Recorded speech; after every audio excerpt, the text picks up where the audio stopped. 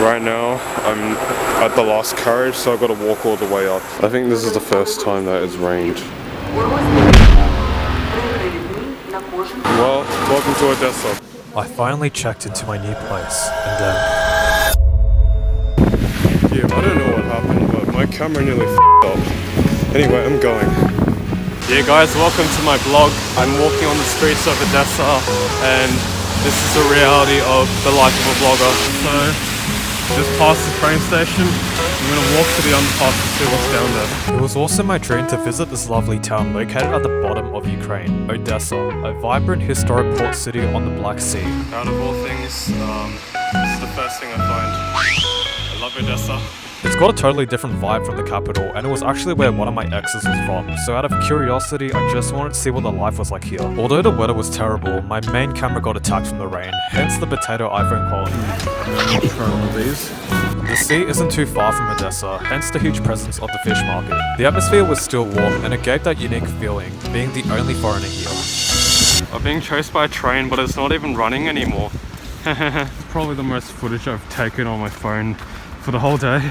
I walked through Primorsky Market, often called the true heart of the city. Founded in 1827, it's Ukraine's largest and most historical food market. They even had the best sushi in town, but my dumb brain decided to skip it, because as I dried out my DSLR camera, I walked into the Primorsky Cathedral, aka the Cathedral of the Transfiguration of the Saviour. Founded in 1794, the majestic Orthodox Cathedral is not only the largest in Odessa, but it's also a powerful symbol of the city's resilience, religious devotion, and imperial history. I turned around as I viewed some of the boutique shops and amazing interiors in Odessa Passage. Kind of reminds me back home with all the architecture of the vintage arcades in the city. I blinked up and ended up on the main road of Derevasivska Street, as I had one interesting place in mind to visit. I kept walking along the street, noting that it was still the middle of Christmas Orthodox, hence a lot of the shops were closed, but only trendy Christmas markets, and even randomly spotted a Domino's in Ukraine, which rhymes with in the rain. It's a bit random, but I'm gonna check this museum out. So I figured the best thing to do was Odessa Museum of Chocolate. It's a small but charming spot that captures the hearts of chocolate lovers and curious visitors alike. They even had a motion stop display, which was sick.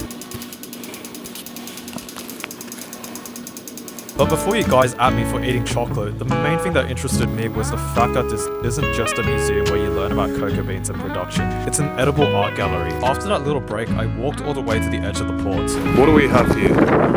Is this the official staircase you were talking about? I made it to the Potemkin Stairs.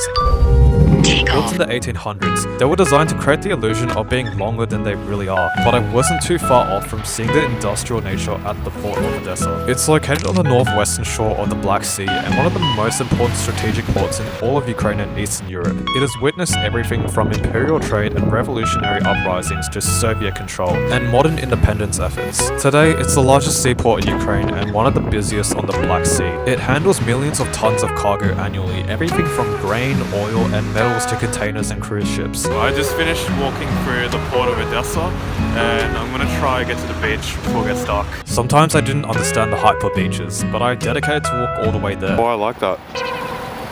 Ooh, check out this. Especially from a country I live in that has over 10,000 beaches. But the main thing that really caught my eye at the stretch of Otrada Beach was that I've never seen sand and snow at the same time. And being the only one, I felt like for once I could enjoy the true nature of Otrada Villa, despite that everything was closed here. At this point, I definitely covered my 30,000 steps, still wanting to see more, and it suddenly got dark as it was the last thing to tick off the list, and I got handsomely rewarded with the raging waters crashing at the concrete jetty. Like, holy check out that slow motion bars. I've always wondered how different life would be if I didn't have take this trip and stepped out of my comfort zone, especially in several countries where English was completely useless, and being the only tourist in town. My time here was brief, but the memories, they're vivid, they're 360. Being here and out of the capital reminded me to slow down and savor the moments. I carry a piece of the city with me, not just in photos or souvenirs, but in the way it made me feel alive, free, and deeply connected to the beauty of the Soviet history and the present. Well, you see them now. Goodbye for now, Odessa.